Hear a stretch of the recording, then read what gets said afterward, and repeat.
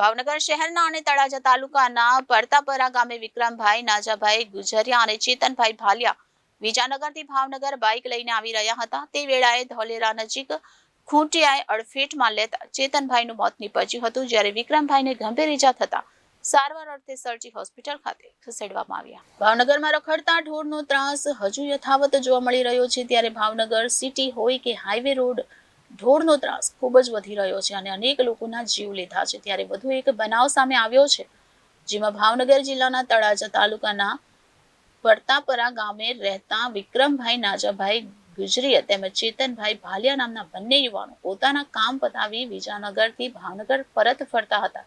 તે દરમિયાન ધોલેરા નજીક પહોંચતા ધોલેરા પાસે અચાનક રોડ પર ખૂંટીઓ આડો આવતા બંને બાઇક સવાર ફંગોળાઈ ગયા હતા, જ્યારે ઈજાગ્રસ્ત બંને યુવાનને સારવાર અર્થે ભાવનગર સરજી હોસ્પિટલ ખાતે ખસેડવામાં આવ્યા છે, જ્યાં ચેતનભાઈ નામના યુવાનનું ટૂંકી સારવાર દરમિયાન મોત થતા પરિવારમાં શોકનું મોજું ફરી વળ્યું હતું, જ્યાં પોલીસ દ્વારા યુવાનની લાશને પીએમ અર્થે મોકલી આગળની કાર્યવાહી હાથ ધરવામાં આવી છે. Reporter Firoz Malik, Janadesh news.